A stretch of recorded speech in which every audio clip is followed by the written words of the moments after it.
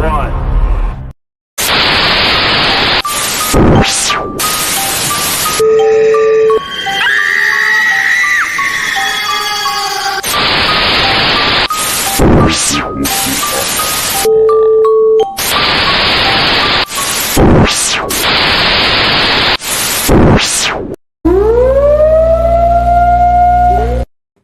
What is going on, everybody? This is AJ Capasso, host of Talking with the Source. I'm here with my other host, Robin from Paranormal. Oh, you didn't do your Robin? No, it's Robin. Oh, there we go. There we go. See, I'm lucky. I didn't get that today. Anyway, I want my friend down below to introduce himself. I want him to tell us a little bit about himself if he could. Should tell the viewers a little bit about himself since we haven't actually got to have him on, just him alone, yet. So please, my friend, introduce yourself to the viewers. No, my name is Aaron Hoffman. A lot of people out there know me as The Shadow. I am the creator, co-creator and host for Spectre Radio Paranormal Podcast. I am the creator of A View Beyond Paranormal Magazine. And I also have a production service that I kind of run, Gravedigger Productions. So, Awesome. Awesome. Excellent. Well, we are super happy that you were able to come on, man. I didn't know who was able to come on, so I was just happy that someone was able to. And when I saw that it was you, I was like, yes, man, this is awesome. Please tell everybody about A View Beyond real quick, man, where they can, get the latest and everything like that, please. Yeah, A View Beyond, it's the Paranormal Magazine, of course, but it's not just any paranormal mag. It's for the paranormal community, by the paranormal community. And the whole idea is that anybody in the field, regardless if you are a psychic medium, paranormal investigator, if you're into ghosts, cryptids, UFOs, whatever it is, if you have an article or great photo capture, send it to me at aviewbeyondmagazine@gmail.com, and I will do what I can to get you in the mag, because the magazine is not for the community without the community itself. Absolutely. Hell yeah. And you can find that magazine at www.avbmagazine.com. Awesome. Awesome. I am super happy that you plugged that in, man, because people need to hear about this magazine. It's one of those magazines, just like a couple friends that we had on the show earlier, that is about the community, and, things that you do with it, man, are absolutely awesome. I was super happy that I got to meet you, and now working with you with Global Ghost Hunt, which shout out to Global Ghost Hunt. So shout out to Global Ghost Hunt. We got our first year coming up. It's running around soon almost. It's May, so me and Aaron are stuck doing a lot of stuff. I know, Aaron, you're plugging a lot of stuff in. How's that working out for you? It's working out pretty good. This is it's going to be an interesting event, because it's the chance where we get to showcase the teams and the locations as well as the evidence. Yep. Because nothing against YouTube, but YouTube streams a lot of their stuff after the fact. Global Ghost Hunt, we're going to stream it as it happens. So this is going to be really exciting. Now, do you have a list of the places where we're going to actually be streaming it yet? Because I haven't actually been able to talk to anybody about that yet, and I wanted to. I know we haven't had any release of it yet, but I wanted to see if maybe you had a little something to give. I do know that there will be streams through if I'm not mistaken, through the Global Ghost Hunt site. I know there's also potential talk about having it simulcast to Parapost. Awesome. But right now everything is still kind of development point. We still got teams registering. We still have locations that are joining in. So we won't really know until we get closer to the date. Absolutely, yeah. That's what I told some of the teams that asked, and I just let them know. Once we have the list out, the list will be out. Just like every time we have a sponsor that we get, which I believe we just had one recently that was a couple months ago that we released. What was it? Paraflix was one. All right. There was we have a lot of good things that are coming to Global, and we're working off a tail end of another company that's not really doing their job, and so it's a scary thing, but it's a great thing because we have a great team. We're going to take care of these people. We're going to take care of these teams, and we're going to have a great event, man. I'm so pumped, and I'm glad to be a part of it with you. Also, Robin, I was glad to be a part of it with you. I know you had to step away. I know the wife. Yeah, I've for anybody watching, I have had to step away.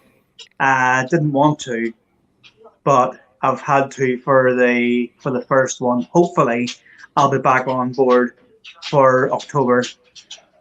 If not for October, then definitely for next year. But I want to be back on board ASAP. Absolutely. You know, like I told you, man, you know, family comes first. And, Mhm. you know, you always have to put family first because you can replace anything, but family is something you can't replace. And, you know, ever since I lost mine, it's been a real eye opener to when I see people that are dealing with something like yourself and your family. So, um, sure. So, but I'm Right. glad to have you, man. Glad to have worked with you. Glad I still work with you. Obviously, you're my best friend. But anyway, guys, Aaron, I want to ask you a question. What's your most profound paranormal experience that you've had? Well, I can't really just pin it to just one because each one was unique in their own way. But the few that have been, you know, unforgettable, one would be at a place called Wabasha Street Caves here in Minnesota. And these caves have a long history. They were used for bootlegging, moonshine running, uh, you know, a lot of criminal activity back then. Yeah. Then in the 80s and 90s, it became a place where people would engage in ritual activities and things like that. So these caves have a really, you know, dark history. And I was out there with some friends of mine, and one time there's this one set of caves that had collapsed in on itself, and we walked in, and I looked up around the edges, and I swear I saw cloaked figures. And it Oh, freaked me out so bad that I started walking away, and, you know, wow. next thing I know, the 15 other people that was with me, they started running because they saw the same thing. Hey, I would have totally probably run myself. I mean, hey, Yeah. well, even if you're, you know, a seasoned paranormal investigator, if you see something that freaks you out, you get that feeling, you're running. I don't care who you are, you Right. know. But after you run, you may stop halfway and go, "Oh my God, I got to turn around and capture that," and then miss it. But you will at first get scared and freak out. At least I know Well, I do, and I know a couple other friends that do as well. So, yeah. um, Well, what makes this interesting is that I refused to go back for almost 30 years. And when I wow, finally went back a couple of years ago with my team, Night Watch, this is before we disbanded, I went back there and I said, the one cave I do not want to find is the cave that's called the Altar. And the altar first you walk in and then it kind of gets narrow and you kind of have to do a belly crawl into an opening and then it opens up. And on the back wall, there's an altar that's carved out of the sandstone. And there are notches cut out to hold 5 candles in a pentagram pattern. Well, I went there a couple of years ago and I said, I don't want to find this place. And along the road, they try to blast most of them shut or to seal them off because some kids have died from cyanide poisoning in the cave a few years ago. So they blasted a lot of them shut. And they had these arrows pointing up to where the cave used to be. We saw one, climbed up the face, and sure enough, I see the markings around the cave. I was like, damn it, it's the altar. oh my God, And if you see the Global Ghost Hunt promo, the new one, the very end where you see the spirit box being held over the cave, is there anyone here? Then you hear it say yes. yep, That's me at the entrance to the altar that they had tried to seal off. wow. Wow, that has to be a crazy place, dude. Because I tell you what, that looked like a crazy place just from the video. I mean, It was. now tell me, where is that? Like in the middle of nowhere, or is that like somewhere No, populated? Or it's right along the Mississippi River in the middle of St. Paul, Minnesota. oh wow, Hmm. wow. Now, do you know like a lot of the history to it, like to the place? Yeah. Well, I mean, like I said, a lot of it was used for bootleggers Yeah, during the but I 20s mean, and like, do you 30s. know any history of any murders or anything that happened there? Like, is there Yeah, any? there's been a few murders out there. Okay. There was the case of a homeless guy raping and killing a girl out there. Oh, geez. Yeah, I mean it. In that part of St. Paul, aside from the Wabasha Street Cave venue, where a lot of people have their weddings or parties, which is the unique place in itself, that place is also haunted. But that whole area, during the daytime, it's a beautiful place. They got a park, but at night, that's when you start to see a lot of the, you know, criminal element come out because it's so rarely patrolled.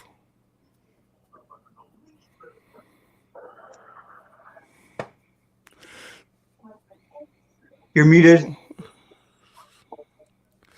You're muted.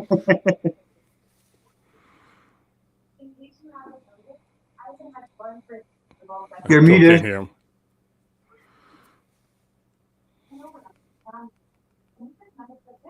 Sorry, I was trying to say, Okay. I apologize. They're Yeah. getting used to using a desktop again. Oh. I'm so used to using my phone, you know. Ah, Sorry about that. But what I was going to say no was, problem. you guys have a lot of places out where you are that, you know, have a lot of like history and location where you can go to and investigate, or is it a lot of Oh like yeah. mission? Oh yeah. Yeah. You know, not too far from where I live, is a small town called Anoka, and the word Anoka is actually two Native American words that translate into meeting place by the river. Okay. And Anoka has suffered major catastrophes. One of them was a fire that literally wiped out the town from the river 7 blocks up. 85 buildings were destroyed. There are 2 buildings that are still standing that survived the fire, and they're the original brick and mortar Oh, wow. built from the 1800s. And with as much history that's gone on there and all the tragedy that's happened there, in my experience, it is one of the few locations that is extremely haunted per square mile because of everything that's happened all over the place. Wow. You know, that's like certain places, you know, in New York or out in California or down in New Orleans, when you have a town that has so many negative things happen in such a small space, you're bound to find all kinds of weird things happening at the same time. Yeah, I tell you what, I hear about so many of these places that are, you know, out more west towards me, out west from me, and I want to go so bad. Um, Mm-hmm. some place. I mean, Waverly is one of my top places I've always wanted to go to, but there's so Mm-hmm. many places across the U.S., man, that I just, you know, me and Raymond have talked about it, and we've been like, he's like, oh yeah, you know, I live close to Waverly. I'm like, what? I'm like, this is ridiculous. Yeah. I'm like, I'm so jealous. Speaking of which, though, you're saying about caves. I've just found out earlier today from one of my Facebook friends who put pictures on of a cave system about 40 miles away from me. And I'm not going to say where it is. People will probably know when I say this, but I'm not going to say where it is.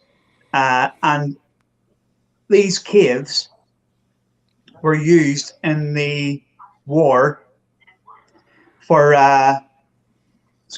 for like a weapons storage, but they are hundreds of years old, and they actually go way deep in. Now, rumor has it that in the 1600s or 1700s, 4 kids went in, and only one come back out. And apparently, the one that came back out and survived said that there was these little figures. He called them. He didn't even call them humans. He called them little figures, like dwarfs. And they were talking in this kind of language that nobody had ever heard before. And apparently, this kid says that he barely got out because one of them was grabbing his foot. But what they actually did was they sent the army at the time into the caves to search for the kids because they thought, oh, this is ridiculous. And Right. they sent them in, and they found all the kids' bones completely stripped bare of anything, just bone. And again, what you said a minute ago, Aaron, they reckon that there's a church way deep in there on an altar, but they're not sure whether they Right. apparently what they did was when they heard about these beings, they blasted part of it for it to cave in so that people wouldn't obviously die in there and whatever. Right. But apparently, when you go in there, you can hear these voices of all this language that you've never heard before. You know, we have something similar to that here in America. We refer to them as Tommy knockers. Yeah. Small creatures that live in the caves, and a lot of times, if you bring them a gift, they'll leave you be. But most of the time, they are very territorial. So that sounds like something similar to what you're talking about. Yeah, well, these kids, although it was a couple of hundred years ago, these Right. kids went in. Just obviously, they were playing about in the area, and obviously came across these caves and thought, "Oh, we'll go and explore these." and that they've went in. I'm not too sure on the full extent of the story, so I don't know just how it went. But from what I've been told, it's they've went in here, they've came across these little people, or whatever you want to call them. They've turned to run away. 3 of them have been grabbed. The other one has run as fast as he can, basically. He's been chased by these, and when he got to the entrance, one of them had his foot. And I can't remember whether they said he came out with only one shoe, whether he must have got away or whatever. But apparently at the time, the people in the area and stuff were like, nah, load of nonsense, not. But then it was a case of, right, well, where's these other 3 kids in? So, like I say, they got some of the army, and apparently the army came out and said that they wouldn't go back in again. They'd seen these figures. Yeah, that's crazy. I mean, I watched this channel on YouTube called Night God. He does like all conspiracy theories. He does all different types of like dragons, creatures, like everything you could possibly think of that's just, weird. And he gets these videos from all over the world sent to him, and he posts them. And there was a post of these little creatures that in a different country, I can't remember what country offhand now. I think it was like down in like Mexico somewhere. And they had a little creature that they kept, and like it was a little person. Like, I mean, when I mean little, it was like this big, like. And so I know exactly what you're talking about when you say Tommy Knockers, because he actually said that name in the video. So when you say that, I can picture it right in my head. And these little things like will run out and steal your stuff and like stuff according to this video. I was like, wow, that's pretty crazy. I would love to see one of them, Yeah, I mean, train one to go into a bank. You know what I mean? Yeah, go Tommy Knocker. Sorry. No, it just when you look at the places that have caves and you hear the stories of things that were happening around them, and it's not just like small creatures, but there are stories of giant having been involved with these caves. A real popular one here in America called the Lovelock Cave, and this is where allegedly they had killed a bunch of giants and choked them out by building a fire at the entrance. Bones haven't been found there, but then the mainstream academia tried to, cover it up and pass it off as just a legend with no actual evidence. Wow. And yet when these evidence are found, you'll see pictures of them, you'll see videos of them, but then they somehow disappear. That's a little weird, huh? Yeah, it's just a little strange that has to happen, because I tell you what, I've been watching, there was a show, I don't know if it's still on, I think it is, but it's about these 2 brothers that travel around to try and find the existence of giants. And they go all over you know what I'm talking about, all over the US. I forget if it's on Travel Channel or something like that. Yeah, but, the History Channel. History Channel, there you go. And they go out, man, and there's an instance where some town in America, I can't remember offhand, but they had a giant that, like, they had the bones and everything. So they tried to track it down, and come to find out the Smithsonian Museum took it. So when they contact the Smithsonian's like, oh no, we have nothing like that ever here. But they had like some guy like had the evidence that's proved that they had it. It was like, come on, man.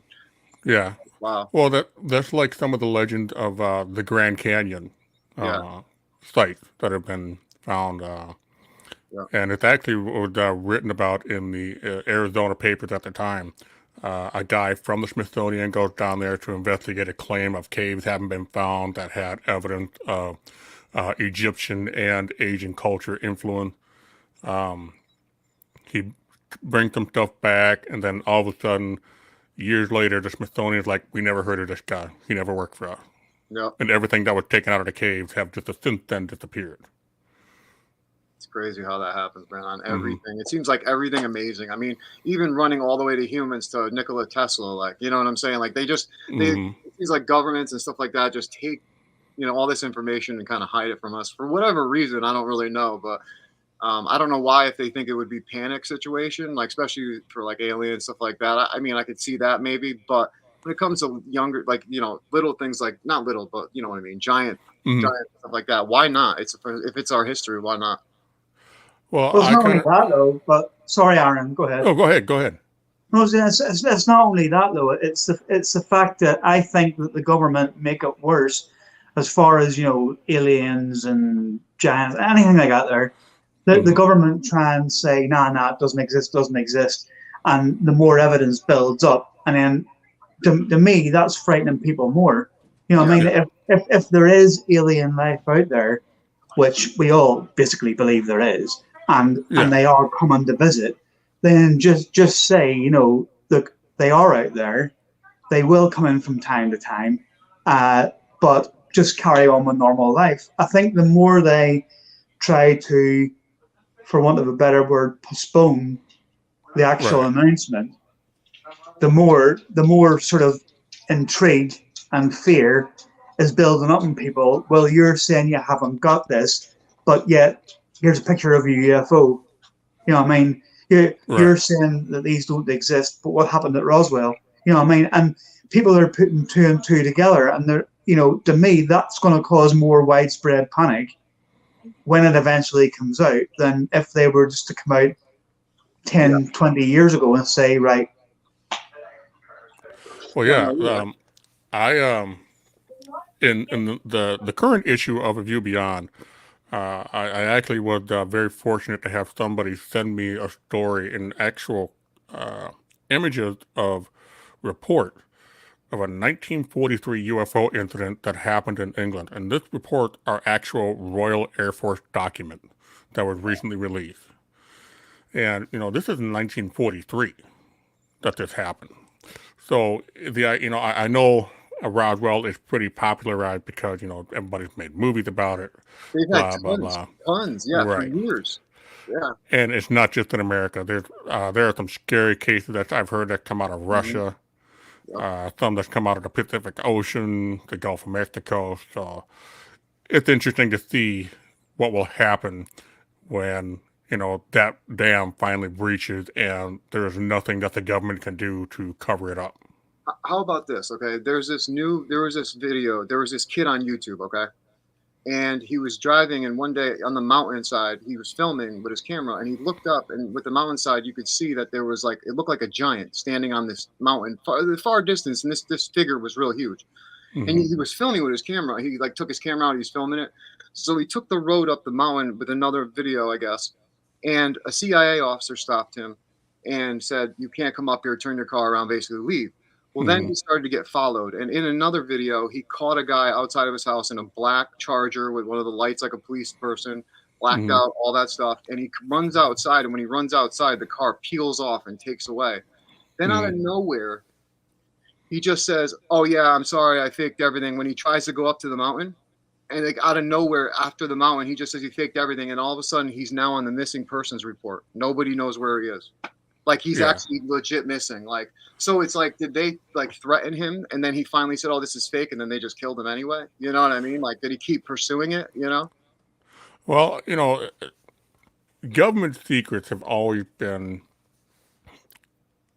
a hot topic for controversy and conflict within the conspiracy community. Yeah. And, you know, when you hear things like that, is it true? I don't know. Could it have happened? Absolutely. Our government has a long history, world governments all around the world has a long history of disposing of people who threaten the status quo or threaten to expose certain secrets that could, you know, do away with their grip on the position of authority that they may have. Yeah. You know, one similar case like that, and I know a lot of people may have heard of Project Stargate. Yep. Where they tried to make psychic soldiers, remote viewing, things like that. There was another project that is kind of, you know, getting some criticism, but it was referred to as the Montauk Project. Yeah. And this is where they took kids and exposed them to extreme and horrific treatment to induce that trigger that psychic ability that, you know, they believe we all have at some point. Yep. Yeah, man. Mike Montauk was very crazy. I mean, when I read into that, I was very shocked at. I mean, just the things that, you know, that was involved with that was just absolutely wild. I mean, there's so many that we can go through and talk about. I mean, Philadelphia experiment, you know, just everything. There's so many conspiracies in general that we could talk about. That's absolutely wild. And even talking about the government too. I mean, you could talk about them forever because it's the most shady. It's like dealing with a mobster. You never know what's going to happen. You know what I mean? Um, Right. but it's Take Area 51 when they say, well, there's nothing in there. Well, that's fine. There's nothing in there. Why is it so heavily guarded? Right. yeah. I mean, why is there guys on the hill outside waiting for anybody that comes up there and tell them to turn around and go away? No, you're Why, right. You're you know, right. if there's nothing in there, you've got nothing to hide. Just say it's an army base and make do with it. But let me be devil's advocate and stick up for them for a second. Just think about this for a second. If they had technology that was alien origin, okay, and was way beyond advanced than us, everything nowadays is digital and everybody's like this with their phone, trying to film everybody and do everything. So, would you want that intelligence leaking out if some idiot with a telephone picks out their phone because they see a UFO that they're working on or some kind of crazy technology, and then all of a sudden that goes up on YouTube or online or just anywhere, and another government sees that and now knows that tech that we have, and then what if it's something that could cause a war? So I get where they're coming from, but to hide the existence of another being that's intelligent, I don't care about the whole whatever you want to do with the tech. That's fine with me. But tell me that we are not the only ones here because it's common sense that we're not with all the planets. I mean, it's just in my opinion, I just think it's stupid even to question it anymore. No, it is. But in saying that, I'm gonna go against you again here on this one. But it's like, to me, I think they're making more of a mistake by not coming out and just saying there's nothing there. It's an army base because, like you say, you know, you go to where the gate is and you park your car there for 24 hours and you see just how many people come to actually have a look. I mean, they talked about storming it the other year. Yeah. So the thing is that they're actually, I think, making the general public more, not so much angry, more interested in the actual base than coming out. If there is stuff there, it's not the only base with hundreds of floors underground you have in the States. You know what I mean? Move all the stuff, move all the stuff out of there to somewhere else, and then just say it's a base. Well, you know what I mean? The fact is that the more they guard that place, and the more that they turn people away, people's going to think to themselves, right? Well, there's obviously something here, and it just piques the interest everywhere. Then. See, I totally got to go against you with it. You're very into Area 51. You're very into like all that stuff, and I think like that, like what you think where they keep everything. I believe that place has been long gone. They chose not to use that place so long ago. I mean, look at Bob Lazar. Everybody brings up Area 51 because they think Bob Lazar came from Area 51 when he didn't. It was from S2, which is miles away from Area 51. So people mistake this so much, and Area 51 gets all this hype. The government, one, would have moved all of the alien technology, if they had it, out of Area 51 the minute they heard someone was going to storm the base, number one. But they moved that stuff years ago because they knew right after someone leaks it, they have to get rid of it immediately so that if someone does come and check, they're not going to find anything.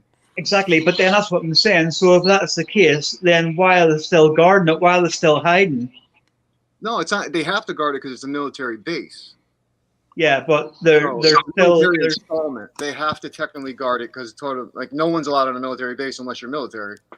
No, but again, with that, from what I've learned on it, even if you are military, sometimes you still don't get in. You have to have special clearance. Oh yeah, it's not like a regular military. You know what I'm saying? But I mean, I get what you're saying though. Like, why is everything so secret? Why does it have to be that way? And I don't understand that either. But I do also play the devil's advocate. Like, okay, I kind of understand what they're coming from, but to lie to us. Go ahead, Eric. There is a thing, and I've met some exceptional individuals who practice magic or illusion. And when I think about Area 51, the one thing I always think of is misdirection. Yes. What I mean, not to say that Area 51 doesn't play a significant role in the UFO culture or even in its actual involvement with it. But I also feel like sometimes, because I mean, when you look at government operations throughout the past, even back when technology wasn't that good, governments have done exceptionally well in keeping secret. So the idea that Area 51 would just turn out to be kind of a flop and it's out and everybody knows about it seems a little unusual. So I think that the government just kind of pushes that idea on Area 51 to keep our interest in that rather than somewhere else. Because there are other places around the U.S. that would serve a much more strategic location than the middle of a dried up lake that can be seen from the satellite view. I agree. Again, I still think that Area 51 at some point, like I said, did serve a significant, part of the operation in, intelligence and reverse engineering and things like that. I just think that the big secret, the big stuff that we all want to know about, is not there anymore. I mean, you're absolutely right. I think that same thing. I think that it's all. Sorry, I have family in the background being a little loud if you could hear them. But anyway, I think you're absolutely right. Like, there's 100%. I think you're right. I think it's all misdirection. I think that people have been so long misled about that one place and other places that have been so significant. I believe that once that significant event happens, they're so smart and intelligent, they move it. They get that out of there because they know for years on end someone's going to come to that place. I mean, it's just common sense. I mean, look how many people still go to Area 51 overnight and go up on the mountains and try to peek in, and they're not capturing anything, but it's the thrill of it, and it's like, oh, let's go, Right. I will say I do know for a fact that they do have guided aerial testing out there. Yeah. I don't necessarily think that, like with their anti-gravity technology, I don't think they'll test that there. But I do feel like they do test some of the stuff they reverse engineer with certain aerodynamic or certain materials or even propulsion systems that work on physical principles. I think they test at Area 51 just because it is so wide open. You got a clear line of view for miles, so it's easy to observe. Area 51 that's one of those places where something happened there, but you can't put your finger on it. Yeah. And whatever evidence was there, you can't get to it anymore. Yeah. Amen to that. I totally agree. Our viewer, Kelly, our brother Steve-O's wife, says, government tries to hide the truth from all of us, but we all know the truth. The facts of different dimensions, realities, spirits, and other forms of beings are out there, so why try and hide it? When we know, we know. Spiritual beings of any tier will guide us to use different types of devices, gateways, portals, mirrors, and other means to show us they are here. She's absolutely right. I mean, we have all the evidence when we go out and we investigate. I mean, I do a lot of spirit box work, and I have multiple videos that I've got captured with just undeniable proof that something is talking back. Do I know it's a spirit? No, but I just know from what they tell me that they're spirits. Do you not think that say if there is? I mean, I honestly believe, and I know that you believe. Yeah. Right. But do you not think with these other beings that are out there, and instead of painting them to be not necessarily the bad guys and stuff, but I think as a race, really, I think we could probably learn so much from them, as I believe they're visiting to try and learn off us. They're obviously coming from a lot longer distance away than we can get to, so straight away there's something that we could learn off them, like not so much time travel, but to be able to travel at speeds that we only think are mythical. There's a lot of things that we could actually learn from them, and instead of just sending, planes or whatever kind of things they're making up to have a look at what it is. I Right. think they're paint. Sometimes I think the government paints it in a way to the But public that, you know what I mean? no. Sorry, I wasn't trying to. Apologies. I was just gonna say. I was gonna say what Kelly said. Think about this, man. If there's other dimensions, right, that we know about, because through string theory, all this type of stuff, and through science, that we believe there's other dimensions, parallel universes, all this type of stuff. What if, as an investigator, what if when we're communicating with these devices, and we are communicating through frequency, vibration, whatever it may be, through these using these devices like hack radios, Spirit PSB7 style like that, and then also apps, certain things. What if these beings are dimensional? What if we're not talking to a spirit? What if we're talking to another dimensional being that we don't even know what it is? Because whatever we're talking to has intelligence to talk back with intelligence, to hear Yeah. us, to say it sees us, to knows what we're thinking half the time. Because if you think about it, have you ever got an answer right before you were said it, like the whole question? Have you ever had that, Aaron? Have you ever seen that? Yeah, I actually have a video on YouTube of that happening. See, that's awesome. I want to actually, can I pull that up? Yeah, you want to go onto YouTube? Okay, hold on one second. Let me share this quick.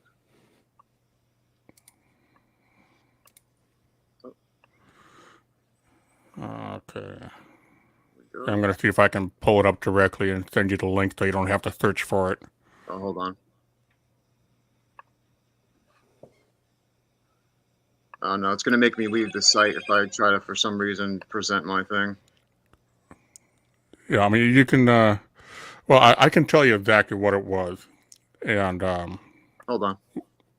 Oh, man. Yeah, I got to go in my Chrome settings. I'll have to do that after. I apologize, Aaron. That's right. We're going to have you on anyway, because there's a lot I want to talk to you about. But yeah, so talk a little bit about that video. So, I mean, I was saying right before you asked the whole question, you would get an answer. So I'm wondering if these things know our thoughts. You know what I mean? I mean, so tell us a little bit about that video. there is a good possibility for that. And the video is myself and Neil, one of the co-founders for Nightwatch, and we were at a place called Carlos Avery. Carlos Avery is a wildlife management area. Beautiful place, but it's got a really messed up history. A double murder in 1912, a shootout between gangsters and the state police in 1954. A 6-year-old boy was kidnapped and beat to death with a tire iron in 1980. A woman was burned alive in a domestic dispute in 1989. There was a body found out there in 2020. And for years, this place has had a reputation for being a potential body dump site for local gangsters or biker gangs during the 90s. And we were out there. This was right around Halloween, because in a 2-week period, we were out there 5 times doing some investigating, getting some unbelievable evidence that we would not get at any other time of the year. One of those was an EM field that surrounded the entire vehicle, level 5, nonstop, wouldn't back off. And that's with the vehicle off. Wow. And it moved. But the case that we're talking about is we were doing a kind of like a yes-no session. He got an EM detector that he built, and he set it up. And if it's like a proximity sensor, you get close to it, the alarm goes off. And we were using it as a yes-no device. And he was saying, can you make this go off? It would go off. He goes, can you turn it off? It would turn off. And just as he was about to say, can you turn it back on? It came right back on. Oh my gosh. Yeah, see? And I'm wondering, I'm telling you, because it's either that, or my other theory about it is that these things not can read our mind. What if it's us? What if we're psychically or not predicting, but manifesting our thoughts into this device through frequency somehow that we don't even understand yet? And it's all theory, of course, but I mean, my personal belief, I believe, where I'm talking to spirit. There's plenty of merit to that. Start off with the dimensional. I actually have a theory, and I wish the technology was available to prove this.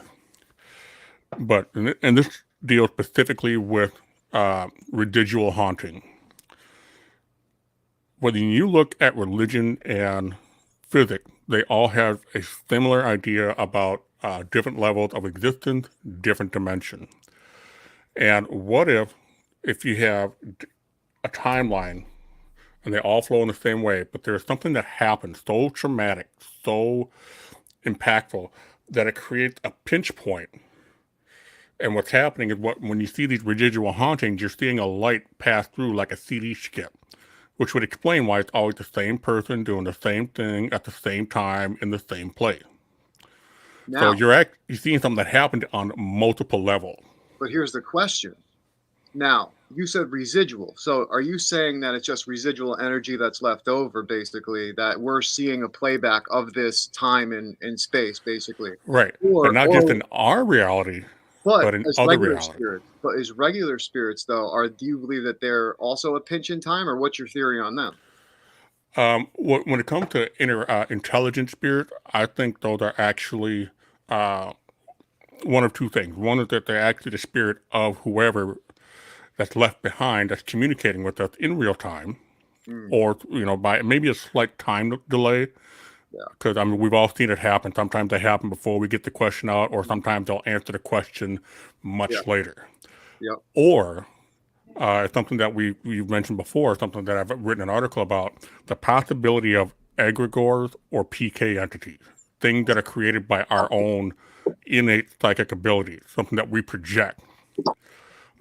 Which in that case, if it's an egregore, that's usually something that's pretty easy to, dispel. But PK entities are a lot tougher because that's connected to something that happened, connected to a very deep psychological trauma.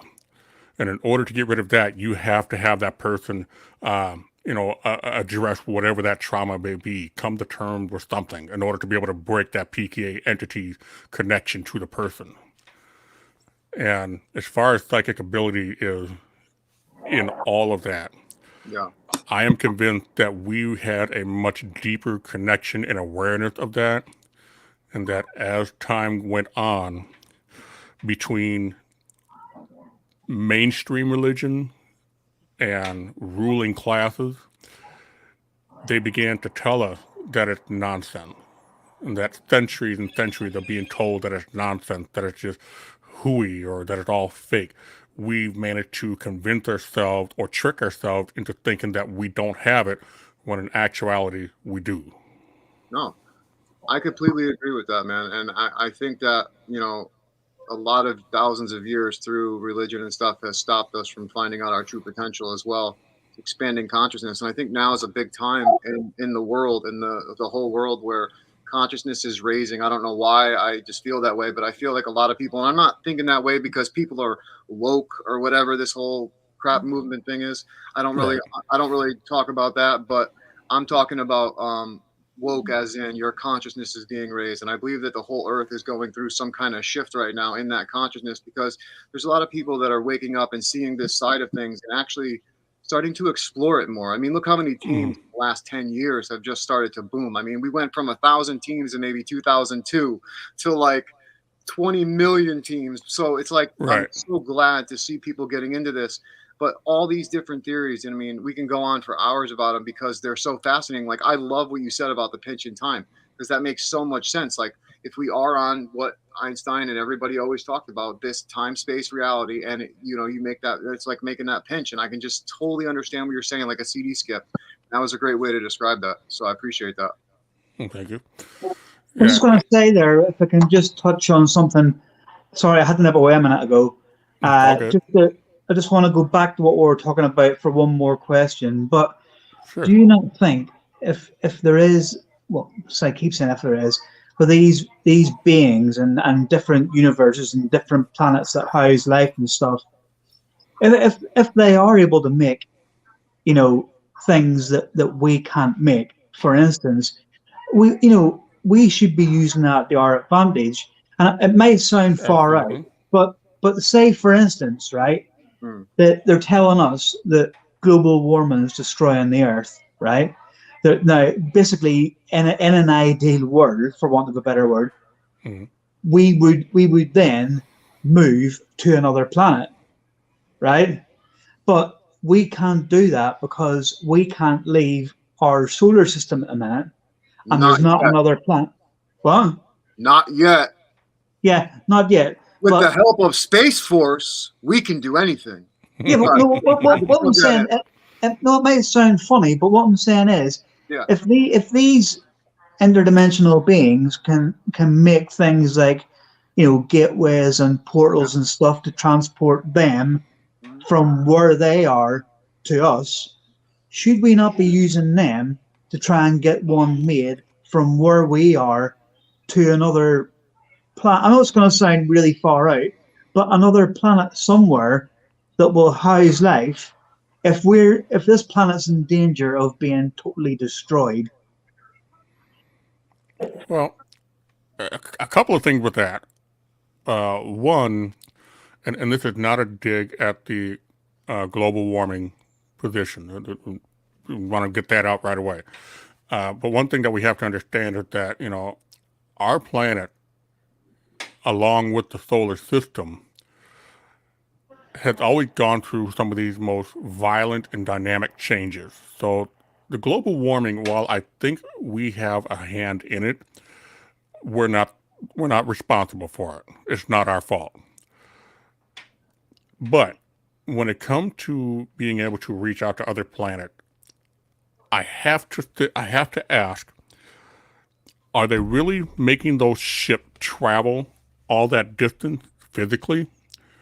Or, as we talked about with portals, is there a technology that's available, not to us, but to other life out there, where they're able to fold space, being able to travel without moving?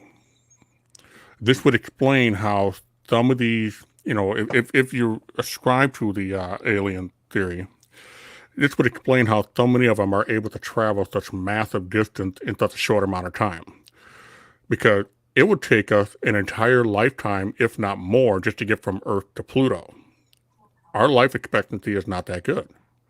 Yeah. So how would the alien pull this off successfully? They would have to find some way to surpass time. And that would be either being faster than light or folding space, more or less. Yeah, because my argument in this has been, and AJ will tell you, you watch any of these movies, right? And for instance, right, do you play Call of Duty? I have in the past, I haven't recently. Right. So if you play on the zombies game of it on the map, and they have teleporters, right? Now, where did the idea for these, for instance, come from? It wasn't just someone sitting in front of a computer one day and thought, I know, I'll make this thing up and I'll make it look like with all these springs and wires and stuff, and I'll call it a teleporter. To me, these things, and whether it's in Area 51 or wherever, these things are being prototyped somewhere, and this is where the ideas are coming from. Because some people can be smart, but I don't think you're not smart. Listen, no, I wasn't. Listen, he's not smart. You have this theory that like all these interstellar movies, that where did they come up with these ideas, and it's the government. And yes, I totally believe your theory on that. But I just want to say, I've been wanting a coat that bakes bacon or grilled cheeses, but I haven't got my wish, and I have that on. I can make that into a little movie. Yeah, definitely. So where did that idea come from? But the point is, right? The point is that if they are putting these things in movies and games and stuff like that, the idea, in my opinion, had to come from somewhere. This is not me being crazy, Robin. This is me. Oh, it is. Well, yeah, I suppose, but this is me. What I totally believe in. These things don't just pop into someone's head, and a name for them just pop into someone's head and think, right, we'll do that. I think there's things like this that are being made, or at least being prototyped. And if that's the case, and they can do that, who's to say that this isn't also, as well as I agree with you, Aaron, this isn't also how these beings are traveling, because maybe they have this technology. It's probably Right. like an analog TV to us. For them, it's Mhm. probably old hat now. But maybe this is how they're traveling. You know who I want to get on this show really badly, and if he's gonna, I don't know, he'll probably not see this, but if he did see this through one of our friends, I want to have on Dr. Greer. Come on, because Dr. Greer and SETI, that whole group, even the people from around the world, the things they've captured by doing these meditations, calling in these beings. He has a photo of an alien standing behind someone, and the person was healed. I think it was I don't know if it was their knee or something in the like from the photo that they had with the knee was healed or whatever. But there was a guy that was with them that had his hearing here healed. He was deaf from like since he was a child or whatever for many years, and he ended up hearing again right after this experience. And I think that was the picture they captured with this alien. And when you zoom in and see this alien's head, it's like a triangle. It's crazy looking. And I really would love to get him on the show because having a bunch of these conversations, we've talked before with a guest, and I believe it was Jesse Marcel III, who said that yes, these disinformation officers did go to Hollywood and did want to release. They have released videos about it being a, like a national security type thing with all these movies like Mars Attacks and things like that. Like, so Right. I'm pretty sure that was during that episode when he said to us, like, disinformation officers do, obviously try to put it out to make it easier on us if something was to happen. Right. Well, just to kind of, give your thoughts on credibility, Robin. There is a famous case, and it was actually aired on Ancient Aliens. During World War II, Hitler had established a group called the Anunnaki.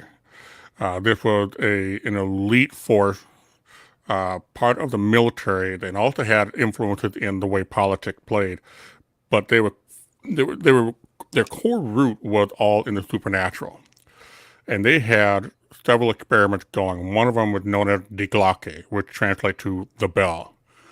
And for years, nobody could figure out what the thing was. A lot of people thought it was some sort of anti-gravitational drive technology. Some people thought it was a teleportation device, whatever. When Hitler was at the end of his reign, when the Nazi Party was falling, when Germany was about to surrender, this experiment disappeared. Nobody knows what happened.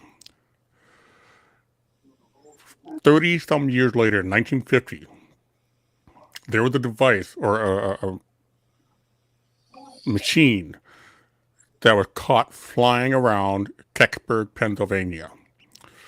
Now, what's interesting about this is the way they describe the Kecksburg UFO is the exact same shape as Die Glocke from 30 years prior.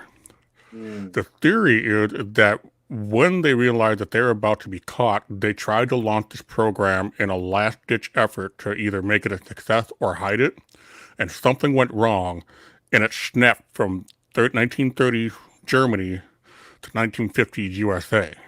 Wow. Because when they said they said in Kecksburg it was flying around like it didn't know, like the pilot didn't know how to control it, and it ended up crashing. Wow. U.S. government showed up, took everything away. End of story. Kecksburg, Pennsylvania still has this event that celebrates that day to this day. Wow, really? Mm-hmm. Oh, that is so cool. The question is, do you know what day it is? Because we have to go out there. I can find out. Oh, that would be cool, Aaron. We gotta go out there. That'd be awesome. It's kind of like that story. I was watching a program on TV. Trying to think No, what it is. not your soap operas. We don't want to hear about your soap operas. No, it's not a soap opera. I was thinking, no, it's not an adult movie either. No, Oh. no. It was a thing about this this plane that had taken off. I don't know whether that program Manifest is based on it, but it was about a plane that had taken off from. I know what you're talking about. Yeah, I think it was taken off from New York, and like 10 years later, it went missing, and 10 years later, it landed in Peru or something. Yeah, I think it was it was down near. Yeah, it was down near somewhere near Miami, somewhere down there. Because when they landed, the guy got so freaked out that he just took the plane, off. went back into the sky again, and took off. Yeah, Yeah. I remember that story because I just watched a video on YouTube about it, and they were saying that the guy he freaked out because he was like, "What are you talking about? This many years went by." And they had like police waiting for them on the tarmac, and he just took off. He took off. I think it was with everyone in it too. Yeah, there was one from New York to Miami, but there was also one, and it was way off course. It was somewhere in South America. It might have been Colombia or something like that, and it landed, and well, listen, I think what it was. If I remember correctly, it was coming in the land, and it radioed through to get clearance to land, as planes do, and the the guy basically in the air traffic control, I think anyway, had looked and thought, well, this plane's not on our manifest for today's incomings and outgoings and stuff. So while he had it, I think he had it circling above the airport, and it basically asked someone, look, this plane isn't due to come here today, and they'd done a bit of research, and they'd actually realized that there was like 10 or 15 years since this plane had taken off, and they'd given, I think, I'm trying to get it correctly now, I think what happened was they gave it clearance to land because they wanted to see this for themselves, that this was the plane. And they gave it clearance to land, and it came down and landed. And I think it was still taxiing, and the air traffic controller said something along the lines of, do you realize now you've been missing for 15 years and this, that, and the other? And apparently it just turned around on the thing and just took off again. Yeah, there's several stories like that, and I actually think that there's a slight possibility that may be what happened to the Malaysia airliner that disappeared a few years back. They still have no idea where that thing is today. Well, see that now. I took a lot of interest in that. That, to me, I don't think that flew off course and crashed into the sea. No, you know what? There's actually a theory that's going around on YouTube, man. Okay, and I just watched this today too. That's so weird that you're talking about this.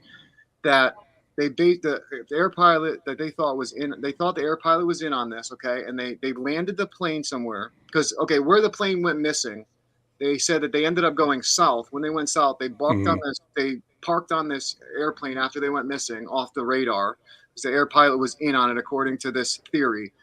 And a bunch of gangsters basically killed. He went up to 45,000 feet for 15 minutes, killed the passengers, basically docked at this island. They took all the cargo because the cargo was worth over $1 million, I guess, that was on board with people and everything included. This is just a theory, but all this stuff. And then they put this on YouTube. And I tell you what, some of the stuff that they had on there made you think you know what if that did happen? Because I don't really know anything about altitude or planes or anything and why he would survive and we wouldn't. But I mean, I just found that really wild. What if something like that happened? Because why did they not find it? I mean, if they crashed in the ocean, I get it, but there was no debris field. There was nothing. Yeah. Usually there's something floating. Yeah, now the thing is, right, here's another one for it, right? If that pilot's in control of the plane, right, nobody else apart from the co-pilot and him can control that plane. It can't be controlled from the ground. It can't be landed from the ground. It can't be controlled, right?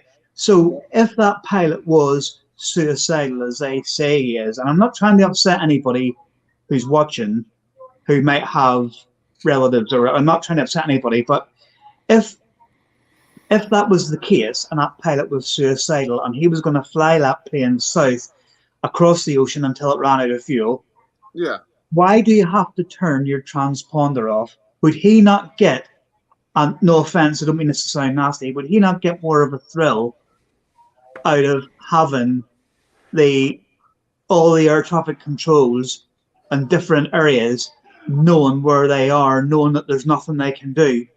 Because worst case scenario is they're going to send someone up to shoot it down. It's going to come down anyway.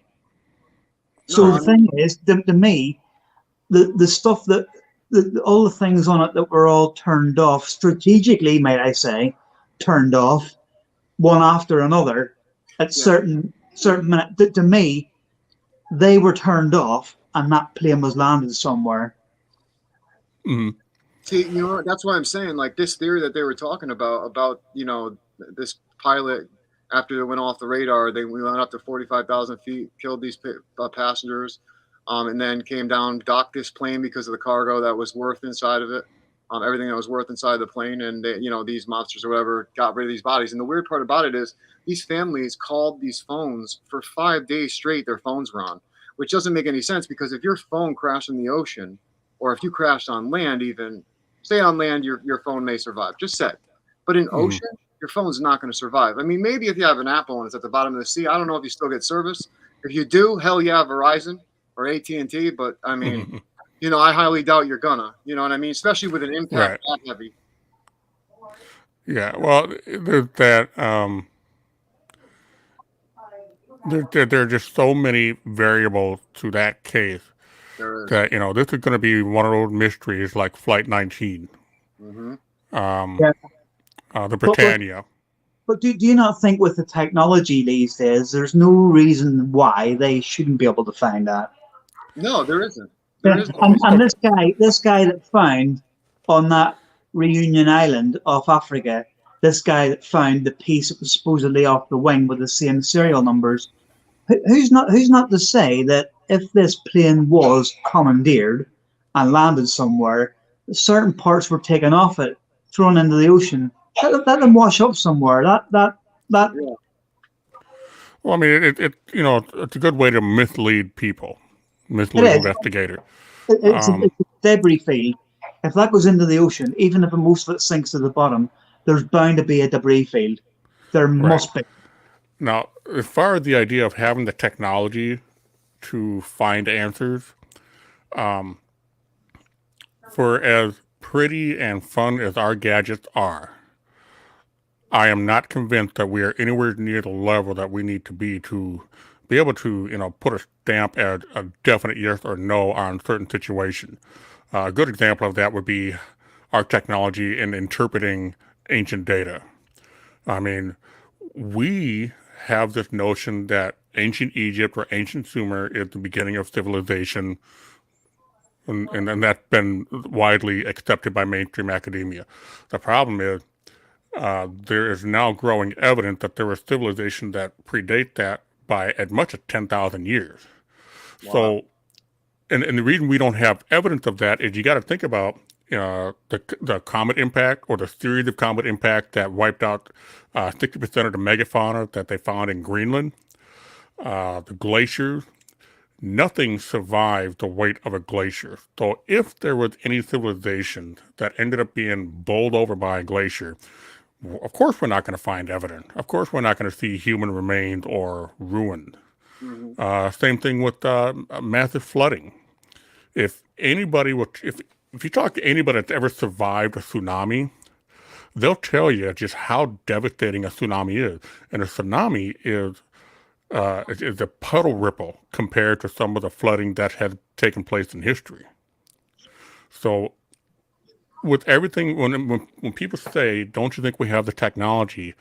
You know, our technology is great, but it is not going to get us the answers we need just yet. No. Yeah. No, definitely. I totally agree, 110%. I just think about just before we go off the subject, while we're still on that missing Malaysia Airlines flight, is again with the conspiracies. Why were they searching in the complete wrong area when they were constantly being told you're searching in the wrong area? But they continued to search there, and it seems to me, from what I can make out of programs that I've watched, that they searched away from the area that it could be until the battery in the black box ran out.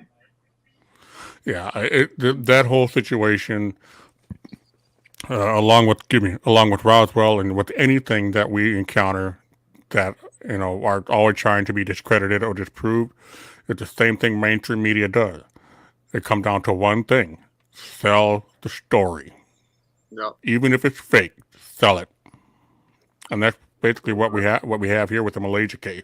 I really think that, you know, they were looking in the wrong place just so they could have some sort of groundwork for a story that they could, you know, feed to people and just completely mislead them. Yeah, because they made a point out of mentioning quite a bit about the battery life in the black box and the transponder. You know, because I think it was at 30 days or something. There's something like that where it was given like a constant ping out, and if they go over the top of it, they can pick that up. Yeah, and those black boxes are, for where we're at technologically, they're pretty damn tough. Yeah. That's why I was wondering why, like, they haven't even found it. You know what I'm saying? They haven't even got anything. Like, that's why it doesn't make any sense. Go back to that Air France one that flew from Brazil and crashed in the Atlantic. It was found, within a couple of days. Yeah. They found it because of the debris field.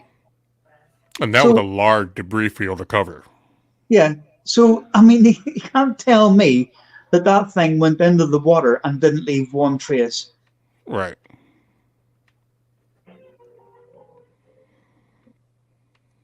It doesn't make sense.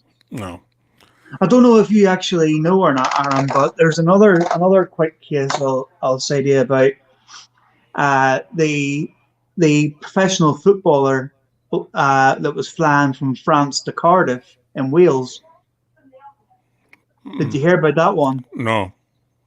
It was a couple of years ago now. It was an Argentine footballer. He had signed for Cardiff and Wales from a French team, and basically he'd come over to Cardiff. He had signed his contract and stuff. He flew back to France for the weekend to get whatever pieces he needed and say goodbye to his teammates from over there. And then he was flying back over. Now, he flew in a little private plane, and the plane crashed in the English Channel.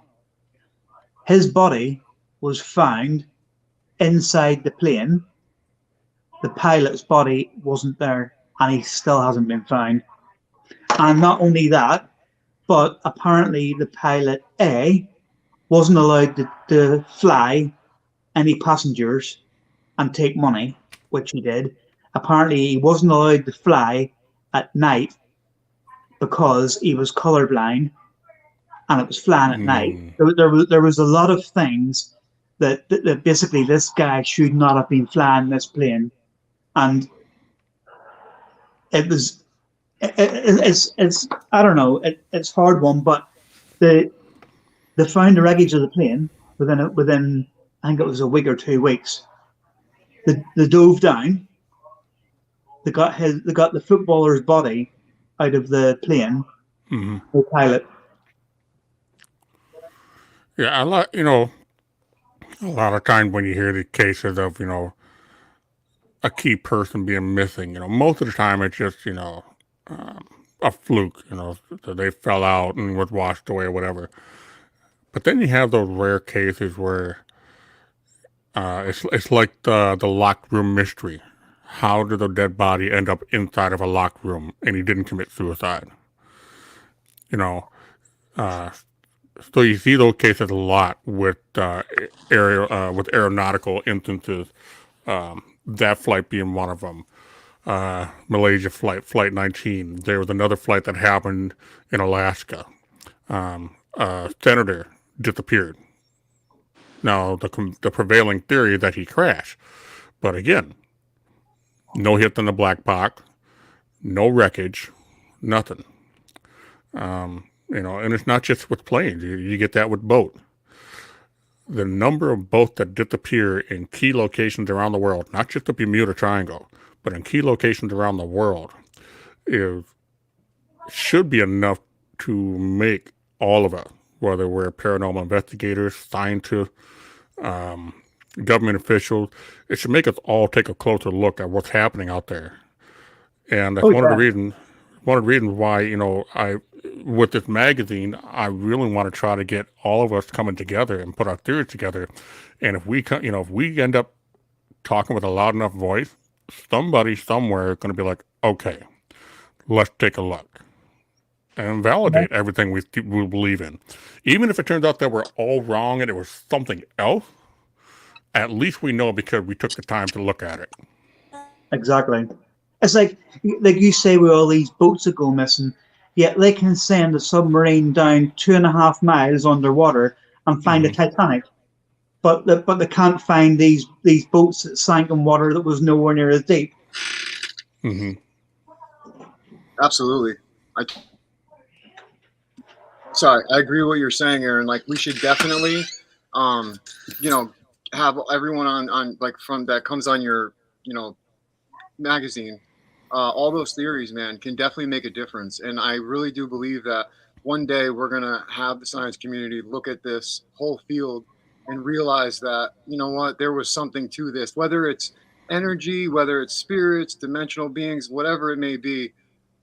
This field will definitely get looked at if more people keep waking up to this field. But real quick, I want to show Aaron's page right now for the magazine for A View Beyond, avbmagazine.com. Hold on one sec. Let me come over here. This is the official website. Mm-hmm. You can head over to it. Hold on. Once it loads for me, it's not going up and down. Hold on. There we go. So we got all this here. I'll actually play this real quick.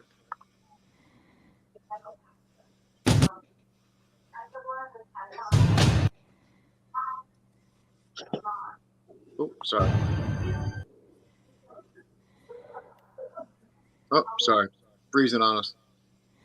That's all right. That's the promo for the Global Ghost Hunt. So. Yeah, I wanted to show it, but that's all right. I'll go down on this. I'll exit out of this. But anyway, so we got everything on this page. Head over here. Now, Aaron, this is free, right? Absolutely free. Yep. See, that's what I love about this, man.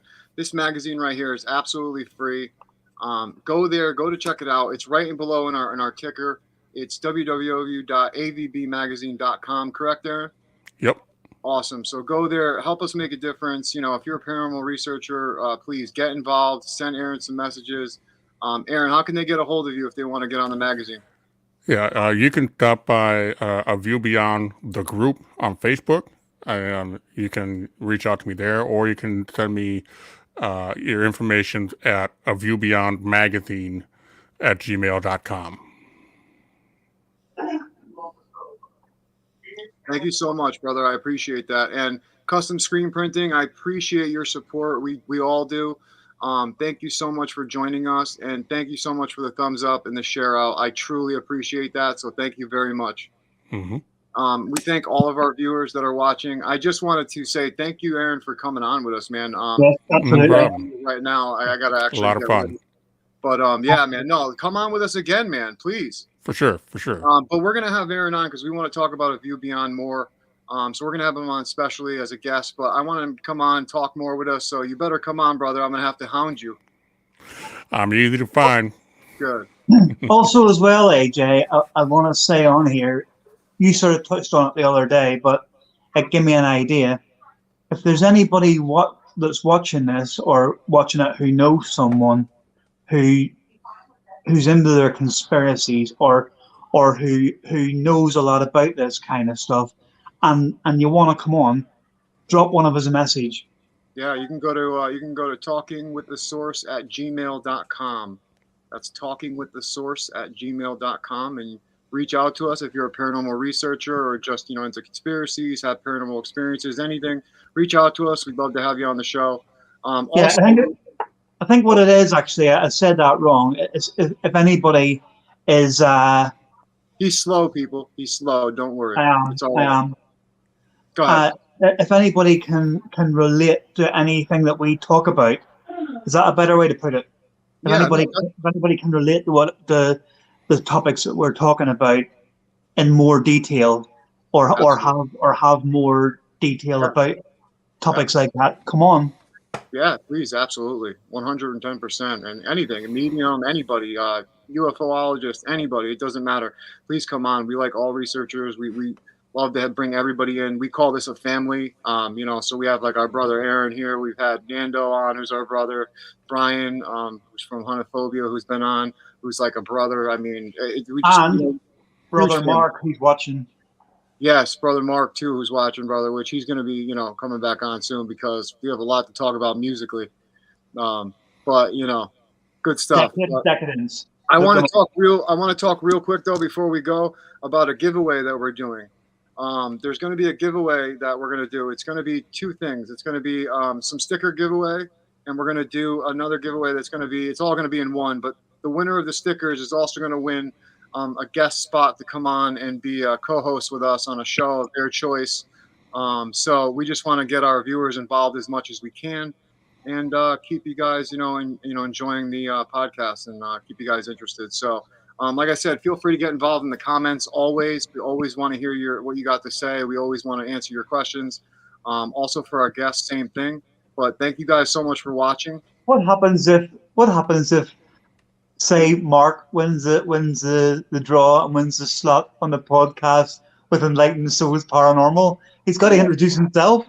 Yeah, basically, right? I know, isn't that crazy, right? I know. I was thinking about that. I'm like, what if one of our brothers wins, or like, one of our sisters wins? Like, how do we bring them on and say, oh, hey, you've seen them before, but they won the sticker giveaway, and everyone's gonna be so mad at that person. It's gonna be great. So I guess you guys can't enter. No, I'm just joking. If you're watching, Bob Lazar, contact us. Absolutely. But thank you guys so much for watching. I'm AJ Capasso, host of Talking with the Source. Robin from Halfern Paranormal and Talking with the Source. And Aaron from A View Beyond Magazine. Good stuff, guys. So thank you so much again, Aaron. I appreciate you for coming on. Again, Thank you for having me. No worries. Go and visit www.avbmagazine.com. Till next time, this has been Talking with the Source. Later.